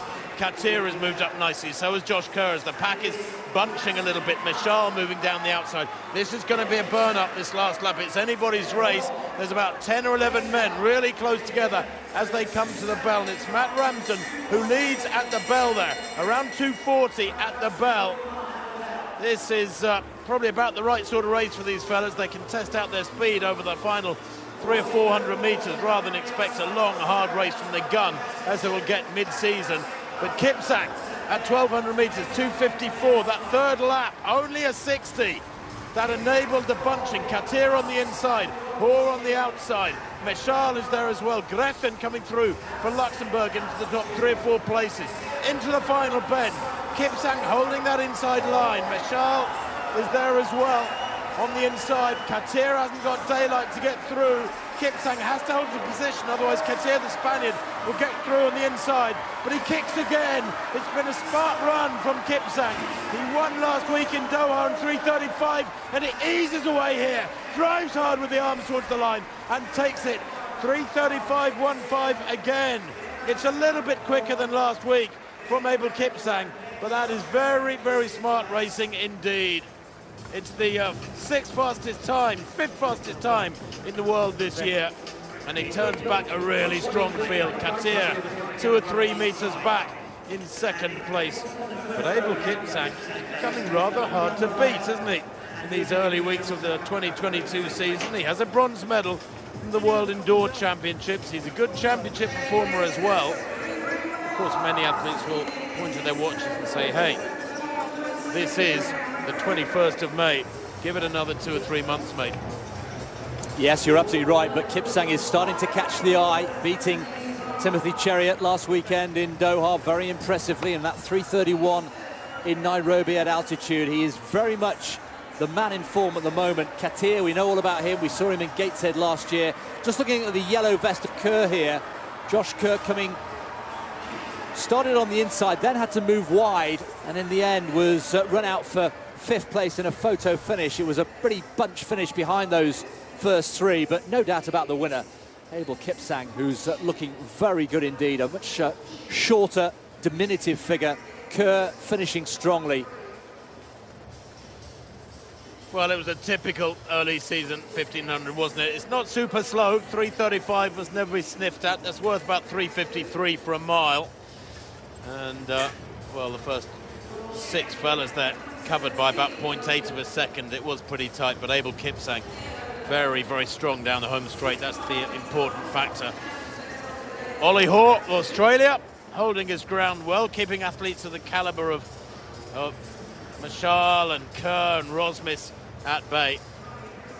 It'll be a different story in a few weeks' time. Give it 6 or 8 weeks. Season's best for Ollie Hoare in 3rd place. And a great run from Matt Stoner back in 8th place, the winner of the Emsley Carmile, 3:37, big personal best for him. Well, the crowds are enjoying this mid-May summer sunshine, almost early summer sunshine, I think we can call it, although much of Britain has had superb weather over the last 3 weeks or so. I think it was 24, 25 degrees down in the south of England where I live last weekend. Really glorious. Sandy Morris then, let's just try and wrap up this women's pole vault competition. She's got the competition won already. Here's her 3rd attempt at 481. No, not to be. She hasn't hurt herself as badly as in Tokyo. I think she just got a taste of the bar in her mouth, but looks to be nothing too serious. Goodness me. Taste of the bar. Mars bar? What sort of bar are we talking about? But Sandy Morris, well, let's hope that her teeth are okay. She just got her pole in the face, but she's got the victory here. Sandy Morris, a winning return to the UK for the World Indoor Champion. Well, Andreas Gudžius then in the men's discus. This the second round. Gudžius opened with 65.94. That was solid. This slightly better. That looks around 66 meters for the 2017 world champion. He's the reigning European champion, is the Lithuanian. 31 years old now. One of those disciplines, the discus, like so many of the heavy throws, where you improve with age. If you can avoid injuries, the strength gets better. Their technique, very significantly, is what gets polished up more and more, and you become more consistent. Through 69 meters to win in London 2017. 66.40 there in the second round for Gudžius to move into second place. Well, here is the man who's dominated men's discus in the last few years, the Olympic champion, world champion, diamond trophy winner Daniel Stoll from Sweden. Oh, goodness me. Not often you see that from the big man. Last year he went 17 straight competitions without defeat, including that Olympic title. Goodness me, well, it's a rare blip there from Daniel Stoll. That is in round 3. 65.97 with his second round effort. So more work to do for the Olympic champion. Now then, this man can be dangerous. He certainly can, yeah. Christian Čej of Slovenia, massive fella. He's a 67-meter thrower this season. 69.10. Čej has thrown in the second round. He opened with a 67. He hits that one well. He's huge fella. Talk about a barn door, and it's beyond 70. Oh my word. Christian Čej. That comes down at around 71 meters. Now, the longest throw in the world this year is 69 meters by Stoll. That was in California back in early April. That is certainly the longest throw in the world this year. How big is it from Christian Čej? His lifetime best 70.35. I'm pretty sure he's gone beyond that. Čej absolutely loves it. He's the youngster in this pack too. He's only 23. 71.27. That is the 10th longest throw in history. That is a monstrous effort. Stoll is 5th longest thrower ever. Čej now moves up into the all-time top 10. Of course, it's the longest throw in the world this year, and that is going to take some catching. Wow, well, the crowd enjoyed that.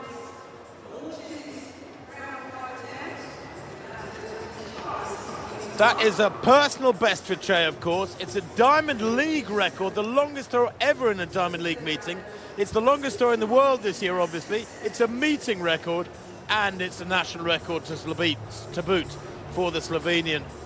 So, Chris, that was special. The performance of the meeting, without a shadow of doubt. By some distance, and the crowd here, around 12,000 this afternoon here at the Alexander Stadium, the revamped, remodeled stadium, ready for the Commonwealth Games in just 10 weeks' time. Capacity at full will be 40,000. So, 2 more events on the track to bring you. And the penultimate one is the men's high hurdles, the 110 meters hurdles, and a meeting of the reigning and previous Olympic champions. There's the lineup in full. 2 Jamaicans, 3 British hurdlers here, and Parchment and McLeod will be catching the eye in lanes 4 and 5. Let's take you through the lineup in full. Damian Chikia from Poland, 11 times a national champion. He's in 1. David King, goodness me, what a World Indoor Championships he had. Reached the final after tying exactly with the Japanese runner. They drew names out of a hat. His name came out, and he was in the final, and he came 6th. Andrew Pozzi, World Indoor Champion here in Birmingham in 2018. Had a terrible 2021. He's back fit, and now based back in the UK, he's in 3. And so, the reigning Olympic champion from Tokyo. Hansel Parchment, who you may know almost didn't make the final because he took the wrong bus on the way to the stadium, but he did make the final and he won it. Omar McLeod was his predecessor, the Olympic champion from Rio, who didn't make the Jamaican team for Tokyo. He's in 5. Asia Martinez, the rising star of Spanish high hurdling, 6th in the Olympic final, 4th at the World Indoors. He's in lane 6. Aurel Monga, the Frenchman, French number 2, world and European indoor bronze medalist in 7. In 8 from Liberia, world under 20 finalist, Wellington Zaza. And completing the lineup in lane 9, also from Great Britain, Cameron Fillery, European under 23 bronze medalist, has been producing some good performances in Florida in recent weeks. But all attention will be on the 2 Jamaicans, the reigning Olympic champion in 4, and Omar McLeod, the previous Olympic champion. Andrew Pozzi, also in yellow, will have something to say about that. Czechia in 1, Poland, David King, Great Britain in 2, Pozzi, 3rd from right of picture in 3, Parchment, the Olympic champion in 4, McLeod, the Rio Olympic champion in 5, then it's Martinez, Spain, Monga, Zaza and Fillery, left of picture in lane 9. Meeting record 12.93, Aries Merit, set in London. Men's 110 hurdles.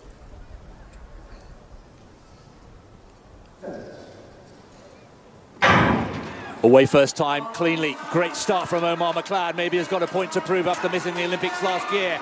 Work to do for Parchment, but it's Omar McLeod who's clipping. Now comes back Parchment. Parchment coming back strongly in the final stages. Parchment gets it on the line. 13.09. It's the fastest time in the world this year. No wonder he's smiling. He came back so impressively. McLeod got a great start. He must have thought, this is my day. This is perhaps the Tokyo final we should have had, but didn't. But Parchment didn't panic. Slowly but surely made his way back into the race. And Parchment, who took the wrong bus in Tokyo, very much took the right bus here in Birmingham this afternoon and has come through impressively. 13.09, and it's the fastest time in the world this year. Well, Omar McLeod, we have to remember, Chris, is a sub-10-second sprinter. No wonder he was quick out of the blocks. Martinez there, taking 3rd place, 13.32. That's only a 10th of a second outside his lifetime best from Tokyo last year, the Olympic Games. He was actually an Olympic finalist, finished 6th there. Did Martinez, lane 6, 4th from left. But McLeod, so quick. Watch him here. McLeod hits that barrier really hard, and that enabled Parchment, who maintained his momentum, to win by half a metre or so. Easing up at the line there, Parchment. Didn't really dip hard. 13.09, really pleasing indeed. And he, like McLeod, of course, very familiar with sub-13-second territory. They will get quicker, but for the Jamaican, who will come back surely to race on this track for the Commonwealth Games, that is perhaps a bit of an omen. Yes, it is. Well, Hansel Parchment in the press conference yesterday was saying Commonwealth Games wasn't originally in his plan for this year, but he's had a rethink, and he will come and try and upgrade from silver 4 years ago to gold here in 10 weeks' time. But that's a good win, and a 10th of a second quicker than the previous best this year makes it the world lead for Hansel Parchment. Well, it is time for the final 3 in the men's discus. These fellas have been throwing for a little while now. Remember, we saw Che's amazing round 3 throw, 71.27. I'm still flabbergasted how big that effort was. Gudja's second at 66.40, and Stoll back in 3rd, unfamiliar territory for the big Swede, 65.97. And as is the norm now with this new ruling system, the top 3 get a 6th round throw, nobody else, and they throw in the order of 1st, 2nd, 3rd after 5 rounds. So Che steps into the circle. His 5th round effort, by the way, was 69.33. That would be good enough to give him the win by almost 3 meters over Gudjus. But 71.27 his lead. Can he put any cream on top of that? Beautifully flighted. It's about 66 meters. It doesn't matter. He's going to take some catching. It'll take something meteoric from Gudjus, who'll throw next door Stoll to catch him. And that really does throw the cat amongst the pigeons in the discus world, because Stoll had it all to himself last year, as you said quite rightly, Chris, unbeaten through last summer for the majority of the season. Show you that 65.28. It matters not a jot. He has the lead, and by, at the moment, almost 5 meters. So Gudjus, the former world champion, knows what he's got to do. It's the 71.27. It is such a tall order. Gudjus, 31 years old now, needs to find 90 centimeters from somewhere. Now, well, that's not bad. It's over 65 meters, but it's not really made any inroads at all into that monster throw from Che, the 6'9" Slovenian, who must know deep down. He stepped out of the circle as well, so it's a no mark. So Gudjus, his best effort in Birmingham, the 66.40 from round 2. And that leaves just Daniel Stoll, the Swede, who's used to winning everything, with the final throw. And here is Stoll. I know it looks like it should be pronounced Stahl, but it's not. It's just Stoll. So, 65.97 in the second round. He's lying in 3rd place. Interestingly, both he and Gudjus, in several of their following throws, were upset perhaps by the pressure applied by Che. That's in their minds, and he doesn't hit that one very well. That looked a little bit sloppy from Stoll, and it certainly is it. About 63 meters there. He's had 3 valid efforts prior to this 6th round effort, all of them 65, and he fouls out there as well in the 6th and final round. And that in itself, in effect, as you see his heel go up beyond the edge of the circle, that in itself is a salute, in effect, to the fabulous throwing of Christian Che of Slovenia. He is the champion, and I think we might be seeing the start of a new era here, because he's only 23, Gudjus is 31, Stoll is 29. He's the youngster of this group. He will only get stronger. He will only polish his technique. 71.27, remember, in round 3. The world record, if you want a little marker, 74.08. So he's, 2.5 meters and a little bit more away from the world record of Jürgen Schultz, the East German, set in Neubrandenburg back in June 1986. And that is not an unrealistic target for Che in coming meetings this season. Well, performance of the day so far. We have one more track event to bring you before we close, the women's 800 meters, and well, the crowd have stayed, and with good reason, because it features Keely Hodgkinson, another Olympic medalist who is returning to the UK full of confidence. But it's been a great crowd here today, experiencing, like us, let's be honest, like us, like Tim and I, experiencing this new Alexander Stadium for the first time. And I can say we are all very, very impressed indeed. Super quick track, looks really good, newly laid, 9 lanes. And it's still got a little bit of finishing touches to the stadium before those Commonwealth Games in late July, early August. So next event on the track, the final event on the track in this international program, is the women's 800 meters. And a super strong field in this one as well. Yes, very, very strong field, and a homecoming for not just Keely Hodgkinson, but Alex Bell as well. We've got pacemaker Kolakowska there. Louise Shanahan, who broke the Irish record in Belfast a couple of weekends ago, not 2 seconds off her personal best, and said it was beyond her wildest dreams, that sort of performance. So Shanahan, look out for her, she's in great form. There is Keely Hodgkinson, only 20 years old, Olympic silver in Tokyo as a 19-year-old, and then a bittersweet 2022 picked up a minor quad injury, had to withdraw from Belgrade, not before having set a British indoor record here in Birmingham. Natoya Goul, 31 years old now, Commonwealth Games bronze, finalist at the Olympics, the Worlds and the World Indoors. She's still a force to be reckoned with. Alex Bell making her return, having reached that Olympic final. The athlete from Leeds had a brilliant 2021 as well. Sage Hurter from the US, Lindsay Butterworth, Ronan Lamotte, still hugely experienced, French #1, Caterina Trost and Gaia Sabatini from Italy complete the lineup.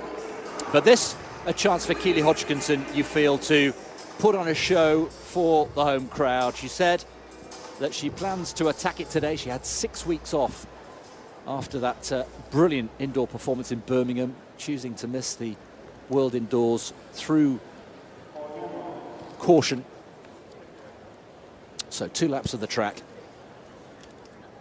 women's 800 meters.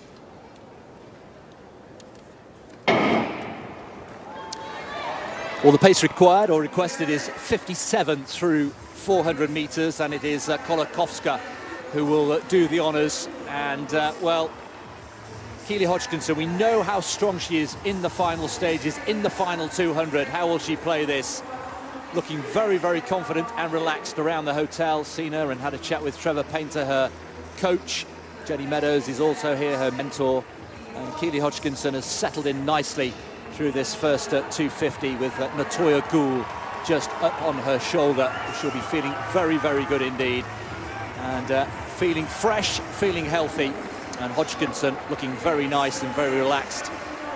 And well, we'll be standing a little bit taller with the announcement of Olympic silver medalist as they come down the back straight for the penultimate time.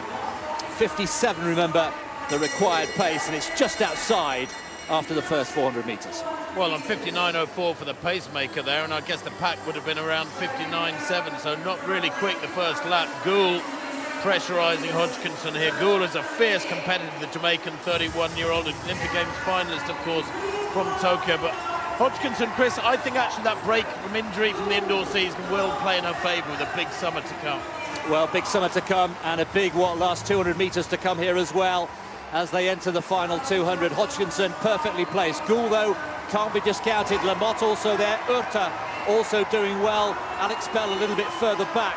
But Hodgkinson in perfect position as they come into the home straight with just 100 to go. Goul starting to rock and roll, but Hodgkinson looking very relaxed, supreme. Lamotte maybe coming in to put Goul under a bit of pressure, but Hodgkinson is a class apart here. Let's keep an eye on the clock.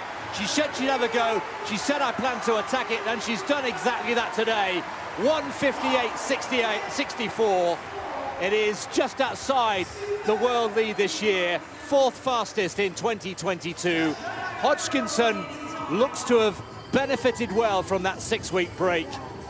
Missed the World Indoors, and the Olympic silver medalist from Tokyo has made a winning return here to Birmingham. 1:58.63. She must be delighted with the way she's made her comeback here. Lamotte in second. She did pip Goul to second place, and the Jamaican having to settle for third. Well, she made it look very, very matter-of-fact, didn't she? Class is permanent, form is temporary, and her form was only dented by that injury in the indoor season. Normal service is resumed, in effect. She wins that by almost a second. Look, after a slow first lap, just kicked away. She will have run negative splits, there's no doubt about it. That second lap, probably a second and more faster than her opener. But Keely Hodgkinson very, very comfortably putting down a strong field there. Well done to Lamotte for also getting under 2 minutes there. 1:59.53. Goul fading down in the closing stages, and several other athletes well inside 2:01. Here she is again coming into the home straight, Keely Hodgkinson. When she changed gear, and Natoya Goul, we mustn't forget, is a very, very strong athlete with a best of 1:56. And yet Keely Hodgkinson here over the last 150 making her look pretty ordinary. That is a big, big winning margin in what is, for ladies of this caliber, a race on the slow side. 1:58.6. Indeed, only 2 of them getting under 2 minutes, remember. Yeah, Hodgkinson will be delighted, though, with not just the time, but the manner of the victory. She looked very comfortable indeed.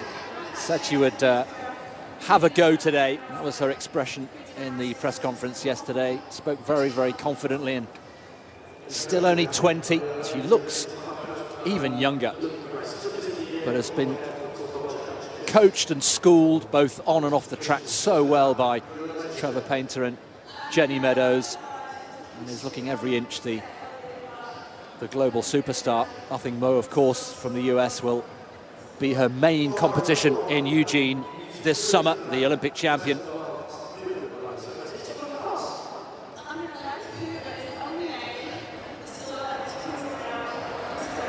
Looks so relaxed too, doesn't she, Keely Hodgkinson? She does have enormous speed. I spent some time chatting with her mentor, as you say, her sort of co-coach, Jenny Meadows, through the winter, and she said people don't realise what good speed she's got. She said that she believes she can come out and be a world-class 400-metre runner yet, and there's plenty more to come from Hodgkinson. We just haven't seen her yet able to unleash all her skills. She's so young. Well, before we close, time to bring you the performance of the day. And it was Dina Asher-Smith in the 100 metres. Under a bit of pressure, perhaps a little bit, with that disappointing 2021, the hamstring injury. But she'd said she was feeling technically better and stronger, and just needed the races to back that up. And, well, she backed it up today. Gabby Thomas was a distant 5th place, 11:11, the winning time for Dina Asher-Smith. And that will feel good as she heads to Eugene for the Prefontaine Classic next weekend. Yes, I think we can say that was the track performance of the day, perhaps, Chris. It's hard to deny that Christian Che's discus throw in the 3rd round, 71.27, was the outright performance of the day. Certainly the best of the field discipline. 71.27, the 10th longest throw in history. Fabulous from the Slovenian. We can look forward to many great clashes between him and Gudjus, and indeed, of course, Daniel Stoll in coming weeks, coming Diamond League meetings. Speaking of which, of course, it bounces along from week to week pretty rapidly now, with everybody regathering in Eugene in a week's time. Myself and Steve Cram will be out there in the Pacific Northwest of the USA. The crowds have been treated to a wonderful, what is in effect a warm-up meeting for those Commonwealth Games, Chris, but a really good day here in Birmingham's revamped Alexander Stadium, a superb facility. We'll see you very soon.